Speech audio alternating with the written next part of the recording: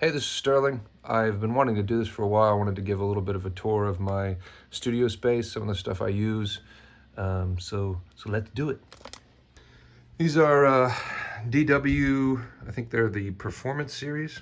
We got some the Evans hydraulic heads. I like these things because I actually don't have to dampen them and they still have a nice tone to them.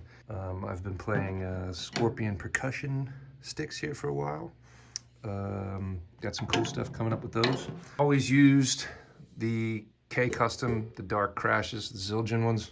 I've always loved the sounds of those, and then I've started branching out here recently. Hi-hats, I think these are like 14.5 inch. And then I've been getting into some of the Meinl stuff. I hate mixing the names together. It bothers me very much, but it's gonna be okay. This is the Chad Smith Sabian. I was looking for Chinas and they were just too fucking loud. Everything's just like ridiculously loud, and this has a really nice balance to it. So, and then this is, I think they're calling it Byzance. These are the Meinl kind of hybrid between regular and dry cymbals, and I've been getting into more of those too. So, and always little goofy collector's items and stuff. The DW 9000. It's the best pedal I've ever used. We got some records, some record players. Just got a Darbuka, I think it's called, and Doombeck. I'm always into the hand percussion stuff. This is the bass you've always seen me use. This is just a Diamond Series bass. A cheaper bass. I've had it forever. I can make it sound good. Never had any reason to upgrade. So these are fantastic. These are the Slate Ml2s. I use so much Slate plugin stuff that it just made sense to just put these all over the drum set, and you can change them up and have them sound like all kinds of different mics. So, and you can also have them go from dynamic to condenser mic, which is fantastic. So here's the lights I've been using for my videos. RX8Ts. I think on Amazon, like 75 a piece. I got them straight from China for, I think, $37 a piece. So fantastic little lights that you can fold and manipulate however you need to. This is a djembe I use. Recently got some tubanos. These are just like these tube drums. I wanted drums that I could mix in stereo and record in stereo, so I could go from left to right and have boom, boom, boom. So over here we got a little PA system. Last of Us, one of the best games ever. PA system I use just for trying out some live stuff. Caduceus Cellars, Maynard's wine. I already drank it, but the bottle's so damn pretty. And we got Meat Wad is over here. We got a signed Maynard poster. Hot shit, yeah. We got a signed Pink Floyd Roger Waters. I think, well, actually, this is from his last record that he put out. All right, let's keep moving. Danny Carey, he's watching over us. I just got this recently. This is I think it's an M2E2 ESP. It's got Aftermath bare knuckle pickups on it. Really nice thick tone. Mostly use it for rhythm. Then we went with another E2. This thing's got EMGs on it, but it's got a nice thing here where you can make single coil or double coil. You can get a lot of different tones out of that. Fantastic. So I've had this for a long time.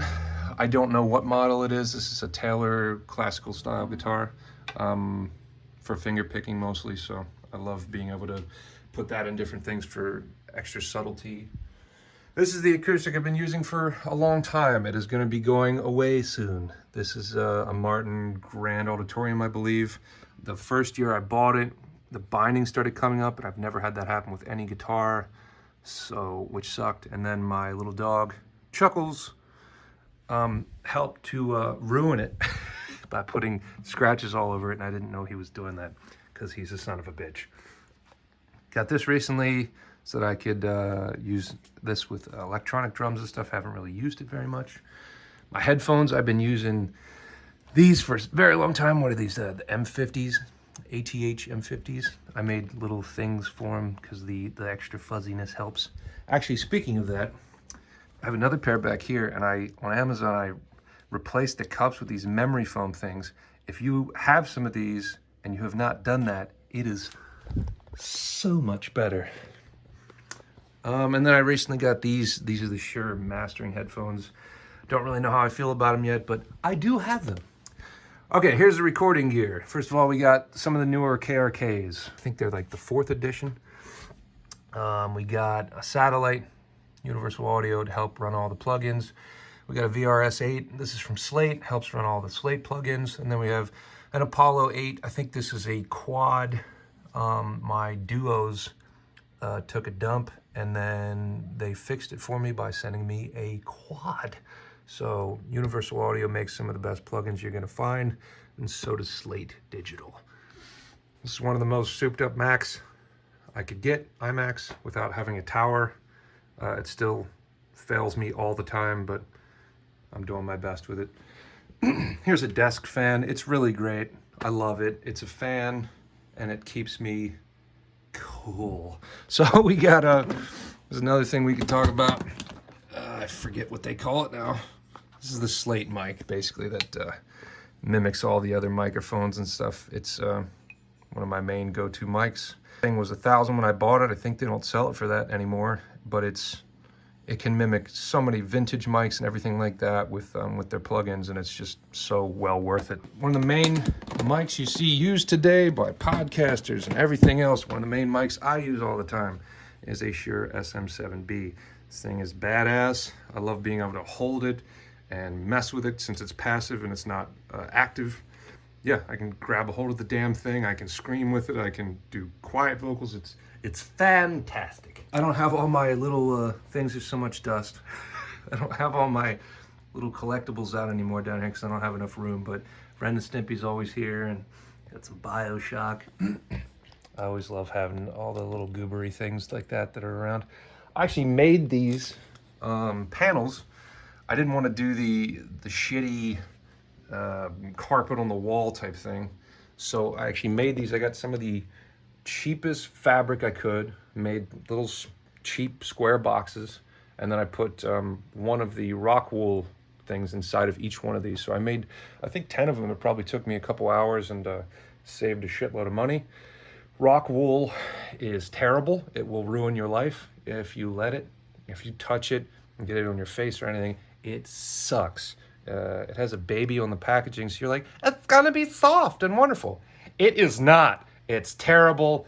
It's straight from the bottom parts of hell. So this is Fred. He often ruins many takes with his snoring and his small but adorably handsome face.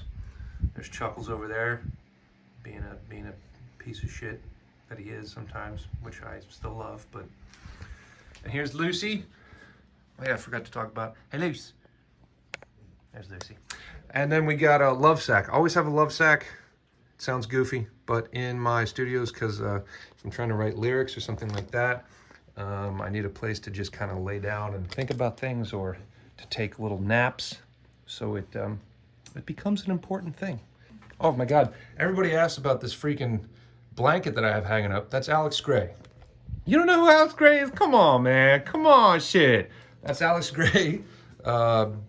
Wonderful shaman type, amazing artist. Does a lot of work for Tool. Of course, that's what most people know him from. But yeah, look that stuff up because it's amazing. I would have more of it hanging around if I had room.